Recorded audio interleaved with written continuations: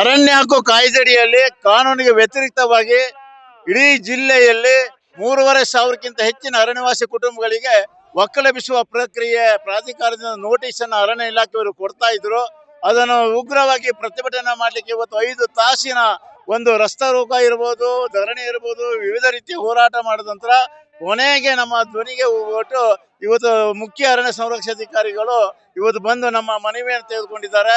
ಇವತ್ತು ಕಾನೂನಿಗೆ ವ್ಯತಿರಿಕ್ತವಾಗಿ ಕಾನೂನು ವಿಧಿವಿಧಾನ ಅನುಸರಿಸದೆ ಸುಪ್ರೀಂ ಕೋರ್ಟ್ನ ಆದೇಶವನ್ನು ಉಲ್ಲಂಘಿಸಿ ರಾಜ್ಯ ಸರ್ಕಾರ ನೀಡಿರುವಂತಹ ಯಾವುದೇ ಒಂದು ಮಾನ್ಯತೆ ಮಾಡದೆ ಒಕ್ಕಲೆಬ್ಬಿಸುವ ಪ್ರಕ್ರಿಯೆ ಜರುಗಿಸ್ತಾ ಇದ್ರು. ಇದನ್ನು ನಾವು ಪ್ರಬಲವಾಗಿ ಖಂಡಿಸಿ ಇವತ್ತು ನಾವು ಈ ಕಾರ್ಯವನ್ನು ಮಾಡಿದ್ದೇವೆ.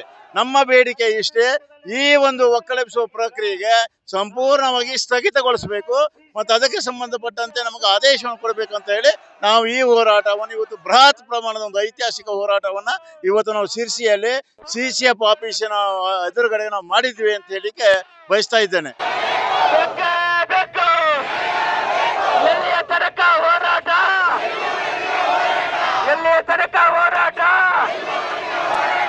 ಆತ್ಮೀಯ ಎಲ್ಲ ಅರಣ್ಯವಾಸಿ ಬಂದಿಟ್ಟು ಎಲ್ಲ ಅರಣ್ಯವಾಸಿಗಳು ಬಂಧುಗಳು ಸಹಕರಿಸಬೇಕು.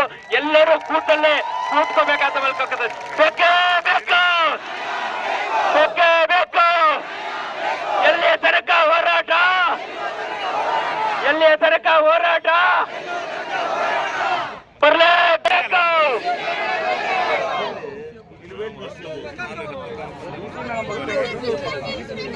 ಕೂತು ಸಹಕರಿಸಬೇಕು. ದಯವಿಟ್ಟು ಸಹಕರಿಸ್ತಾ ಇದೀವಿ. ದಯವಿಟ್ಟು ಛತ್ರಿಯನ್ನ ತಂದಲ್ಲಿ ತಾವು ಆನ್ ಮಾಡಬಹುದು. ದಯವಿಟ್ಟು ಹಿಂಭಾಗದಲ್ಲಿ ಇದಿರಲ್ಲ.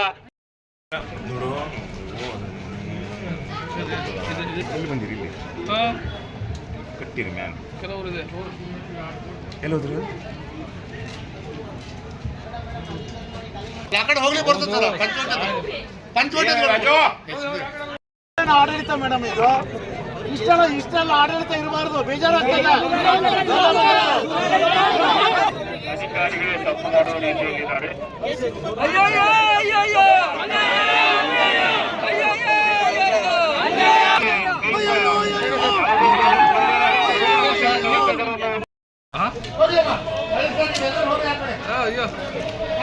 ನೋಡ್ರಿ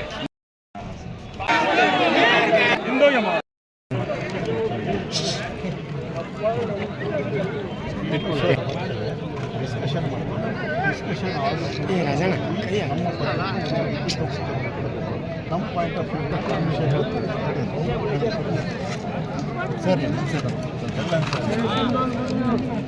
ಕೈ ಹಾಕಿ